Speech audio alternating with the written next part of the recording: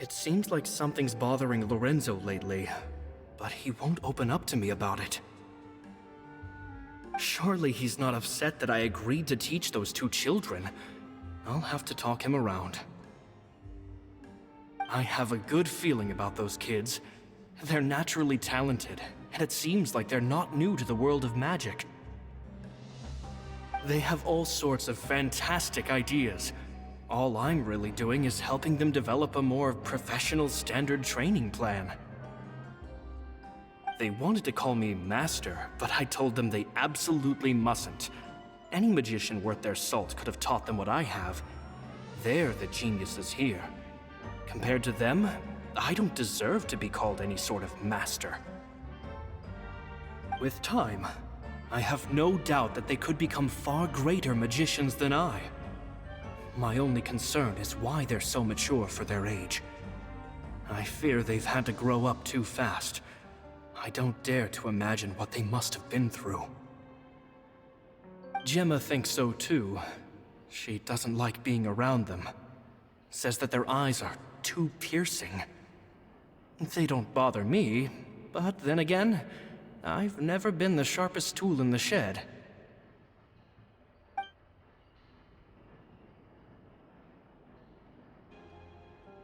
It's nearly time for me to go on tour. I asked the two kids if they'd like to come with me, but they shook their heads. I once overheard them talking about their father and their mission. Sounds like their parents have other plans for them. I guess we'll be parting ways soon.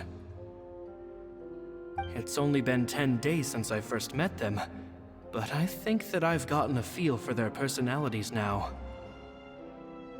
They're very tough, but also very cautious, and they trust no one but each other. This, I fear, is not a good habit to have. They hide things from me too. For example, when I asked them where they live and why they wanted to learn magic, they lied. That's the thing about children. Whenever they're trying to cover something up, it always shows somehow. I can sense that their lives have been hard, possibly even dangerous too. They're not like other children. It's a shame that I can't do more to help them. After thinking things over, I decided to tell them a bit about how I see the world. It's full of lies and falsehoods, and that is why we must find our own truth. P.S. I hope they won't find my nagging annoying. Children are so opinionated nowadays. Will it do them more harm than good for someone they've only known 10 days to lecture them like that? P.P.S. Maybe I'm overthinking this. Children aren't interested in grand philosophies. It probably just went in one ear and out the other.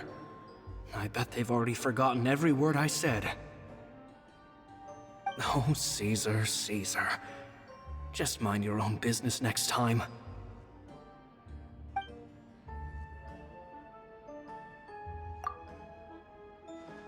Two magic geniuses with a father and a mission, huh? Sounds a lot like he was writing about Linny and Lynette, don't you think? So did they meet Caesar when they were kids? Let's go ask Linny!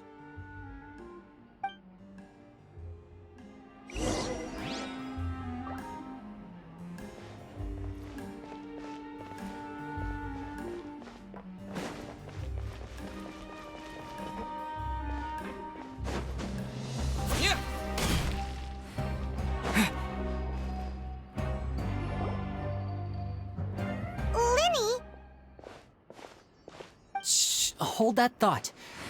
As I expected, there's a lot of fishy things going on in this place. Fishy? Uh-oh, what have you found?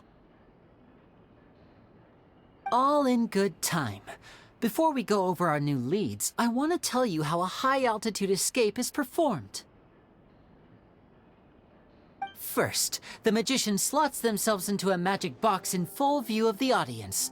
The box is then suspended high in the air, and a short while later, the base automatically opens.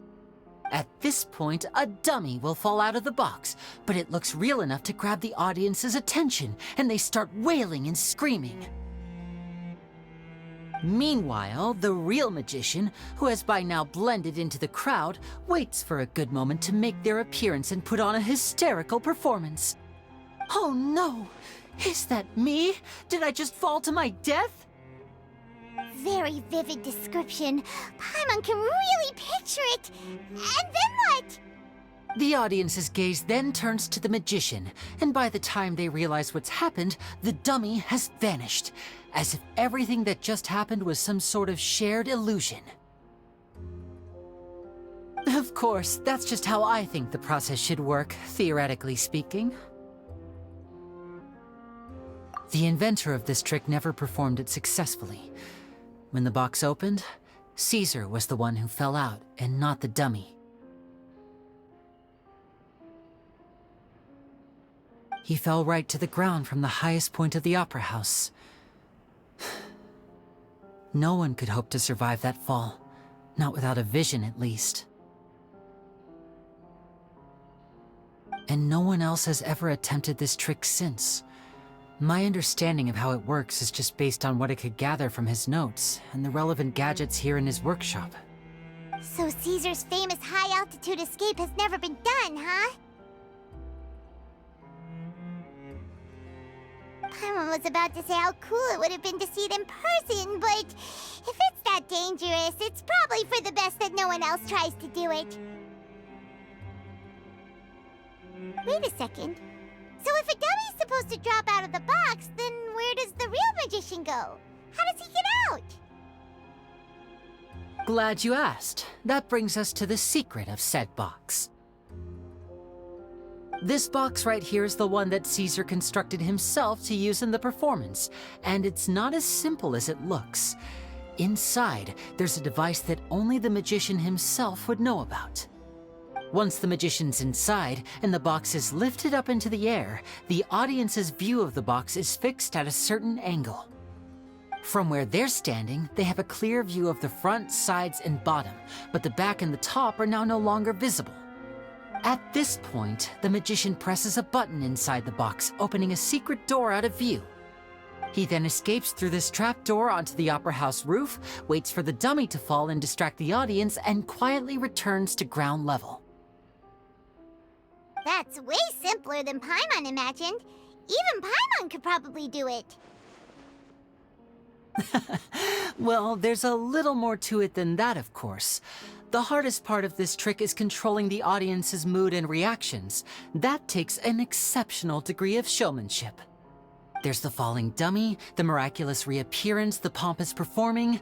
Maybe the magician would even have themselves tied up before it begins to strengthen the impression that there's no escape. Many days and nights of careful research and painstaking practice would have gone into this, all culminating in a performance just a few minutes long, but one that still manages to transform the shock and grief of a tragic accident to the joy and laughter of a mesmerizing magic trick. Caesar was a highly accomplished magician, but unfortunately, even he didn't manage to pull it off. So, how did it go so wrong? You said you found some fishy stuff here. Have you figured out what really happened? I can make a pretty good guess. I looked into the case files. The magic box Caesar was using at the time of his death had the secret button I mentioned positioned on the right-hand side.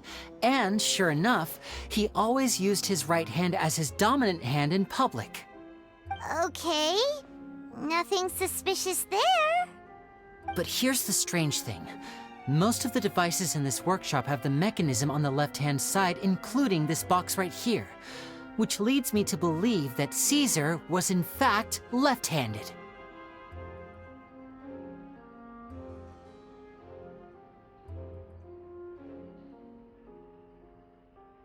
Because a magician can't afford to have their most basic habits stand out too much. People naturally focus their attention on the most important details of the task or situation at hand. But a magician needs to be able to redirect an audience's attention at will so as to avoid arousing their suspicion. The essence of magic is getting people to believe a lie. If even the truth raises eyebrows, the falsehoods become all the more difficult to mask. And so, Caesar trained himself to use his right hand to align with his audience's expectations. Great magic always requires sacrifices. But in his most stressful and nerve-wracking moments, and when no one was watching, reflex would kick in and he'd use his left hand. That's why he set his gadgets with the mechanism on his left. Exactly. I think that's likely what happened. Caesar would have been under a lot of time pressure during the escape. He'd have had mere seconds to open the hidden compartment, retrieve the dummy, then open the secret door and make a swift escape. But I'm sure he was confident. He would have rehearsed countless times to the point where it was second nature. He'd barely need to think about what he was doing because muscle memory would guide him through. So he opened the compartment, took out the dummy, checked everything was in order, and then went to leave. With his left hand, he reached for the button, and suddenly, his heart skipped a beat. It wasn't there. Much like when you reach for your keys but find your pocket empty, his mind needed a moment to process what was going on. Instinctively, his left hand would keep feeling around for the missing button, maybe for another second or two, until the bottom of the box gave way. With the stakes being as high as they were, just a 2-second delay cost him everything. The authorities would find nothing suspicious and conclude that his death was due to his own error. When in reality, someone switched the boxes, and they did it to murder him. But how would they be able to make the switch without being noticed? That would be difficult to pull off, no? It would have to have been someone who knew that he was left-handed, and who could move his props around without arousing suspicion. Someone who was always by his side. Isn't that right, Lorenzo?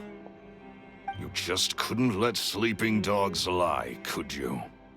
There's not a lot of people who'd go to all this trouble for some magician who died 10 years ago. I didn't want to have to do this, you know. Silencing you the hard way just creates more problems for me to deal with. But I gave you your chance. I hoped you'd do what's good for you and back off like the lady, but you disappoint me. You mean Gemma? So you are the one who's been threatening her! Yes, although however stubborn she might be, she was never much of a liability. But you people, you never even knew him, but for some reason you just wouldn't drop it. Which is why you can't leave this place alive. Take them out, and make it quick. Do your worst!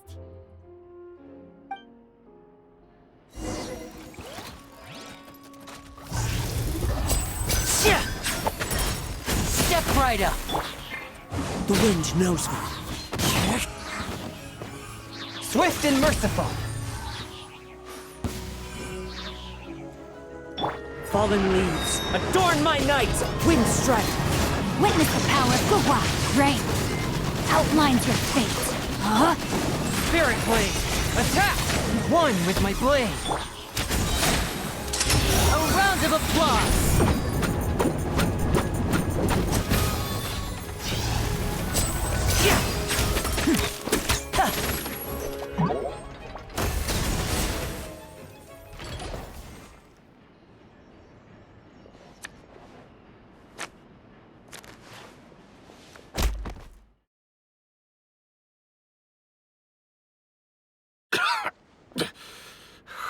You kids are tougher than you look. Had enough yet, Lorenzo? Your cronies can't help you now. I think it's high time you started talking, and what I'd really like to know is, why did you murder Caesar? If I had a mora for every time you've said that man's name. Of course you idolized Caesar, everyone else did. But I was the real genius magician. Me! He was just an amateur who did cheap tricks for gullible children. I was the one who made magic into the fine art it is today. The aristocrats doffed their hats to me! So it was jealousy. Jealousy. Hatred, more like. I hated Caesar. All he cared about was his magic. He lived and breathed it. He poured everything into his street performances and his stupid tours like it was just a hobby to him, never bothering to think about Mora. What sort of fool devotes their life to the art of deception and never has a Mora to show for it? But the people loved him, didn't they? Oh, how they looked up to him. No one gave me a second look. All I ever heard was, "Oh, your master's amazing, isn't he?" Amazing. Yeah, so amazing that he was completely broke. Every other apprentice was living it up at their master's expense, but no, not me. I put in all the work, mastered all the skills, and it brought me nothing more than the life I already had. He forbade me from using magic to trick people out of their Mora. There was nothing he hated more than that. And with his reputation in Fontaine, it was too risky for me to go it alone. As long as he was alive, if I dabbled in my own brand of money-making magic, he would expose me, and it would destroy me. I had to kill him. There was no other way. He had to go. And this was your only motive? It was reason enough. What other motive would I need? Well, I was under the impression that there might have been other factors at play. For instance, maybe you were in love with Gemma, but she was engaged to Caesar. In love with Gemma? Don't be ridiculous. Guess I was wrong about that then. Next question. Are you the Phantom Weasel? I am. Caesar was so strict with me. He insisted that his way was the right way, that the sole purpose of magic was to bring joy to the world. I never bought into any of that. I was more interested in the practical value of magic. Sure enough, it helped me fill my pockets with all kinds of valuable treasures. Oh, yeah! Charlotte told us that the weasel would steal whatever people valued, no matter how much it was worth. That's just how it looked from the outside. What would any thief want with second-rate loot? I've only ever targeted high-value items. I stole cheap things as a way of practicing my craft. It was other people's overactive imaginations that conjured up the preposterous image they then dubbed the Phantom Weasel. So that's the story, huh? Well, I hope you're ready to tell it all over again during your trial. What choice do I have? You're a pack of wolves, and you've got me between your jaws. You've seen what's here, and my last-ditch effort to stop it getting out has failed. What else can I do? So be it. I've enjoyed power and wealth for the last 10 years, the likes of which Caesar could never give me. I wouldn't choose for things to end this way, but I regret nothing. Very well. In that case, I'll contact the guards. Traveler, Paimon, keep an eye on Lorenzo for me. I'll meet you just outside the workshop when I'm back.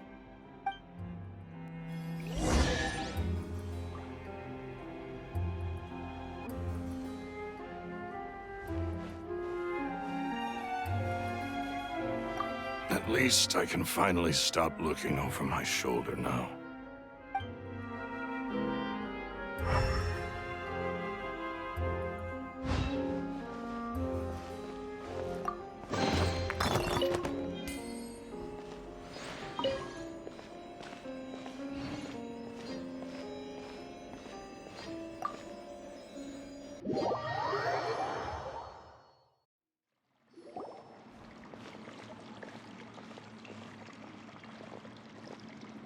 Lily has told me the whole story. Lorenzo, do you confess to the murder of Caesar and to framing him for the Phantom Weasel's crimes? Look who's finally developed a conscience. What kind of disciple murders their own master? I hope it was worth it, because there'll be hell to pay.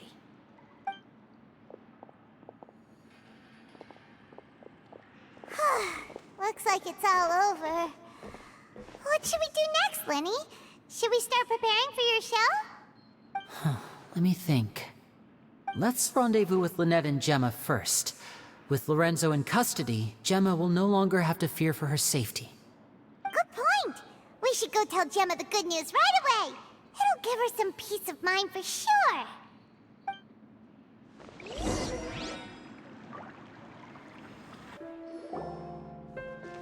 Ah, you're back. You were so quick. I've only just finished my third dessert. Your third? Lynette, come on, we've talked about this. Everything in moderation. You're not gonna have any room left for dinner now. It's fine. I'll shift to exercise mode and jog off the excess sugar. That's besides the point. Well, it's done now, but try to eat a more balanced diet in the future. Point taken. Did everything go okay? Of course! Lorenzo was no match for us. The guards are taking him into custody as we speak. Gosh, that's amazing. I'm sorry, I still didn't know if I could trust you, but now it seems I can. I had my suspicions about Lorenzo, but I... It's okay, we understand. He did threaten you. Paimon would find it hard to trust strangers in your position, too. But you don't need to be scared anymore. Everything's gonna be okay. Sorry. Sorry. My emotions are all over the place right now. I've been waiting for this day to come for so long.